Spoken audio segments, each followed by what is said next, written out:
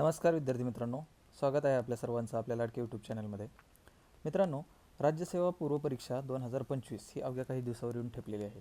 त्याबद्दल बऱ्याचशा मुलांनी तयारी सुरू केलेली आहे. कुणाची सुरुवात होत आहे, कुणाची ऑलरेडी झालेली आहे आणि यावेळेसचा पॅटर्न बदललेला आहे. त्याच्यामुळे बऱ्याच मुलांच्या मनात शंका आहेत की बाबा काय होईल, कसं होईल, डिस्क्रिप्टिव्ह म्हणजे काय, डिस्क्रिप्टिव्ह जर म्हणजे पॅटर्न जर बदलला असेल तर मग त्याच्यानुसार पूर्व परीक्षेचाही पॅटर्न बदलणार आहे का, जसा मुख्य परीक्षेचा बदलला, मग ह्याच्यामध्ये काही चेंजेस होणार आहेत का, पॅटर्न आता UPSCच्या टाईपचा होणार आहे का, अशा बऱ्याचशा शंका सगळ्यांच्या मनात आहेत, सुरुवात आहेत.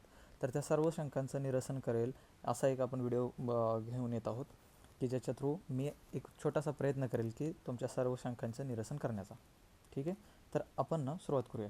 तर राज्यसेवा पूर्व परीक्षा 2025ची आपल्याला सर्वांना नियोजित तारीख माहिती आहे, 28 सप्टेंबर 2025.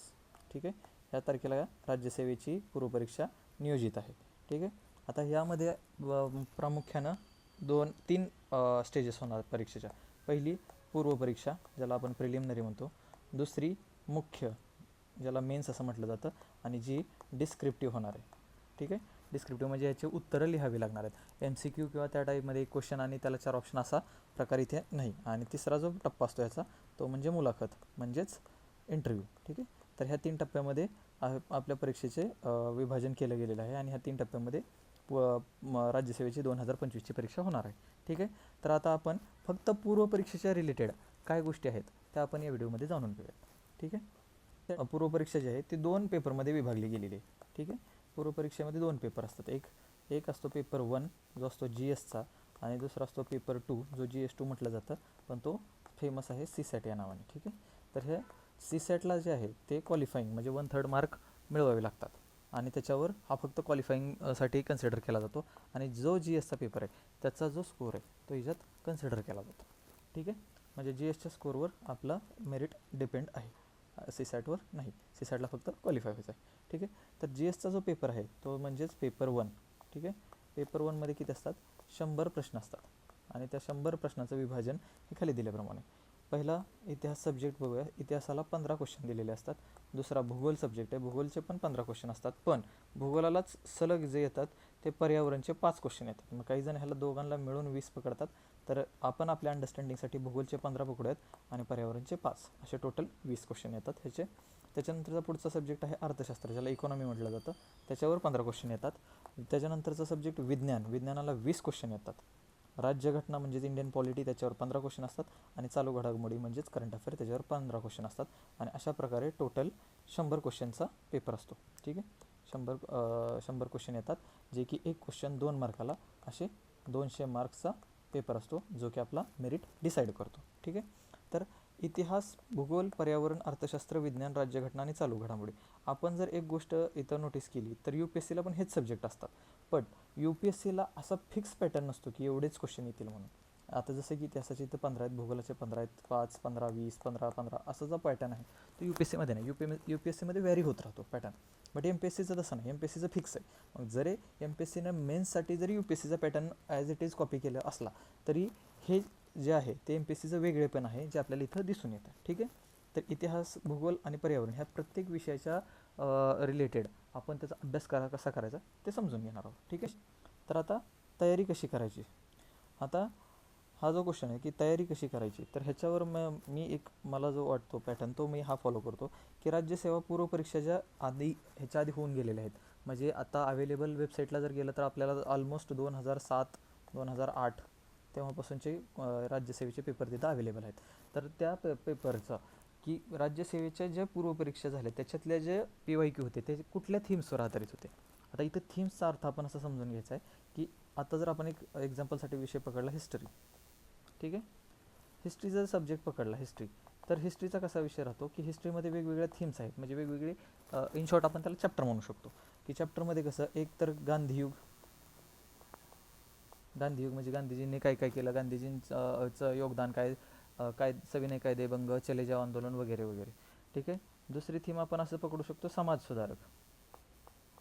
ठीक आहे, समाज सुधारक म्हणजे वेगवेगळे समाज सुधारक, मग त्याच्यामध्ये टिळक आले, फुले आले, आगरकर आले, आंबेडकर आले, शाहू महाराज आले, हे जे आहेत हे समाजसुधारक, ह्यांनी कार्य काय काय केले, त्यांचे सहकारी कोण, त्यांच्या आयुष्यातल्या प्रॉमिनंट घटना कुठल्या, हे एक याच्यात आपल्याला विचारलं जाऊ शकतं. ठीक आहे, म्हणजे हे जे असतात ना हे टॉपिक, ह्याला आपण थीम्स असं संबोधू इथं थोड्या वेळासाठी.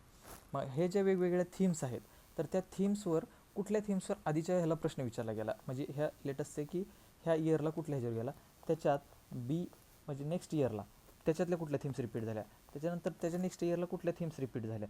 तर हे जे सगळं ह्याचा स्टडी करणार आहोत, त्या बेसवर जर गेलो तर आपल्याला बऱ्यापैकी बेस्ट अंडरस्टँडिंग होऊ शकतं. ठीक आहे, तर अशा पद्धतीने आपण पहिल्यांदा काय करणार आहे, राज्यसेवा पूर्व परीक्षा PYQचे थीम्स बघणार आहेत, की आपण ते ॲनालाइज करायचं, की प्रत्येक वर्षाचे 15-15 क्वेश्चन घ्यायचे आणि ते कुठल्या कुठल्या टॉपिकवर गेलेत ते पुढे लिहून घ्यायचं. म्हणजे क्वेश्चन नंबर 1 आहे तर ते कुठल्या थीम्सवर विचारला गेला, लेटेस्ट ए थीमवर. क्वेश्चन नंबर 2 तो कुठल्या बी थीमवर विचारला गेला. परत क्वेश्चन नंबर 3 परत एवरच विचारला गेला. असं आपण तिथे त्याला सेपरेशन करणार आहेत आणि बाजूला काढणार. ठीक आहे, त्याच्यानंतर पुढचे जे आपण स्टेप घेणार आहे ते म्हणजे रेफरन्स बुक. आता आपल्याकडे थीम्स तर तयार झाल्या, एवढ्या थीम्स आपल्याकडे आपण हे केले, तर ते काय करायचे, रेफरन्स बुकमधून वाचायच्या. म्हणजे त्या थीम्सच्या रिलेटेड रेफरन्स बुकमध्ये जे स्टँडर्ड बुक आहेत, जसं की आपल्याला माहिती आहे पॉलिटीसाठी कुठलं आहे, लक्ष्मीकांत. ठीक आहे, आता हे लक्ष्मीकांत हे काय एक रेफरन्स बुक आहे, तर मग पॉलिटीच्या रिलेटेड जे आपल्या थीम्स भेटले ते आपण लक्ष्मीकांतमध्ये जाऊन रेफर करायचं. ठीक आहे, आणि ते वाचून घ्यायचे तिथून, आणि त्याच्यावर आपल्याला काय समजतं याच्या मायक्रो नोट्स काढायच्या.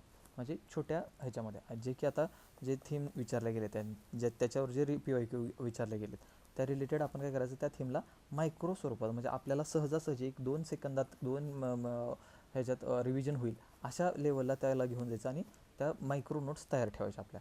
आणि परत काय करायचं, आजपर्यंत MPSCची कुठलीही एक्झाम असू द्या, मग भले ती राज्यसेवा असेल, कंबाईन ग्रुप बी असेल, सी असेल, त्याच्यानंतर टॅक्स असिस्टंट वगैरे वगैरे, PSI ST ASO, सगळ्या एक्झाम जेवढ्या पण MPSC एक्झाम कंडक्ट करतं त्या सगळ्या एक्झाममध्ये त्या टॉपिकच्या रिलेटेड, त्या थीमच्या रिलेटेड किती PYQ आले ते सगळेच्या सगळे PYQ इथं आपण काय करायचे, रेफर करायचे, वाचायचे, सॉल्व करायचेत आणि परत रिवाईज करायचे. ठीक आहे, तर हा एकंदरीत पॅटर्न आहे की पहिल्यांदा काय थीम्सवरून रेफरन्स बुक नंतर मायक्रो नोट्स आणि मायक्रो नोट्सच्या नंतर PYQ सॉल्व करायचे आणि परत रिपीट. ठीक आहे, ओके. तर आता आपण ह्या थीम्सच्या रिलेटेड थोडी माहिती घेऊया. ओके, आता ह्या थीम्स असतात काय. ओके, आता आपण असं समजूया की थीम्स ए ही थीम आपण हिस्ट्रीमध्ये आपण असं समजू की समाज सुधारक ही थीम आहे. ठीक आहे, बी ही थीम काय आहे की स्वातंत्र्य चळवळ. सी थीमला असं समजू की आपण गव्हर्नर जनरल. ठीक आहे, ह्या अशा प्रकारच्या ABCDEFG असे जेवढे पण क्वेश्चन असतात त्याचे रिलेटेड काय असतात, हे वेगवेगळ्या थीम असतात. मग तुम्हाला असं कळेल की क्वेश्चन 1 ह्या थीमवर आहे, क्वेश्चन 2 ह्या थीमवर आहे, क्वेश्चन 3 ह्या थीमवर आहे. असं आपण लेटेस्ट आहे की 2019 पकडला आपण, तर 19च्या रिलेटेड जेवढ्या पण थीम आहेत ते आपल्याला इथं आपण लिहून घेतलं. ठीक आहे, मग त्याच्यानंतरचा जो प्रश्न झालेला असणार आहे तो कुठला असणार आहे, 2020चा क्वेश्चन पेपर. मग त्या 2020चा क्वेश्चन पेपर ज्यावेळेस तुम्ही बघाल त्यावेळेस तुम्हाला तिथं लक्षात येईल की ही ए जी थीम आहे ना ती इथं ॲज इट इज रिपीट झालेली. ठीक आहे, म्हणजे इथं जो समाज सुधारकावर प्रश्न विचारण्याचा त्यांचा ट्रेंड होता, तर इथं हा क्वेश्चन नंबर 1 असेल, लेटेस्ट हा जर क्वेश्चन नंबर 1 असेल तर ह्या परीक्षेतला क्वेश्चन नंबर 4 जो आहे तो पण तुम्हाला असाच दिसेल की बाबा इथे समाज सुधारकाच्या रिलेटेड प्रश्न विचारलेले आहे. ठीक आहे, त्यानंतर एखादा गव्हर्नर जनरलवर असेल तर तोच थीम ॲज इट इज इथं रिपीट झालेली दिसू शकते. मग आपण काय करायचं, सगळे जे गव्हर्नर जनरल जे मेन प्रॉमिनंट आहेत जेवढे झाले त्याच्यातले जे प्रॉमिनंट आहेत ज्याच्यावर क्वेश्चन विचारले गेले ते गव्हर्नर जनरल आपण इथं कव्हर करायचे. ठीक आहे, मग तुम्हाला एक पॅटर्न लक्षात येईल इथं की जे MPSC 19ला विचारतं त्यातल्याच काही थीम 20ला रिपीट होतात, त्यातल्याच काही थीम 21ला रिपीट होतात, त्यातल्याच काही थीम 22ला रिपीट होतात. आणि ह्याच्यातून काही काही वेळेस डायरेक्ट इथं पण येऊ शकते, 19ची थीम 21ला येऊ शकते, 19ची थीम 25ला येऊ शकते, 18ची थीम येऊ शकते. त्याच्यामुळे जे ठराविक जे आहेत म्हणजे एक जर सब्जेक्ट घेतला, एका सब्जेक्टच्या जर अराऊंड 30 थीम असतील टोटलमध्ये, तर त्या 30मधल्याच थीम तुम्हाला इथं कमी जास्त प्रमाणात रिपीट झालेल्या पाहायला मिळतात. ठीक आहे, आता मग हे झाल्यानंतर पुढं काय करायचं, परत अगेन तेच की PYQ is nothing but the study and study is nothing but PYQ. ठीक आहे, आपण मगाशीचा जो आपला हा पॅटर्न बघितला होता, हा पॅटर्न तोच पॅटर्न फॉलो करायचा, रेफरन्स मायक्रो PYQ. ठीक आहे, हाच पॅटर्न फॉलो करायचा. या पॅटर्नमध्ये आपल्याला बऱ्यापैकी आपल्या प्रश्नाचे उत्तर सापडतील, बरेच वेळा आपल्याला ह्याच्यात आपले उत्तर सापडतील, MPSCचा ट्रेंड समजेल आणि त्याच्या रिलेटेड उरलेली माहिती पण समजेल. आता ह्या रिलेटेड जेही काही आपले थीम्स ॲनालिसिस आहे ते तुम्ही स्वतः केलं तरी चालेल, मी याच्यावर आधारित लवकरच व्हिडिओ घेऊन येत आहे. All the best, thank you.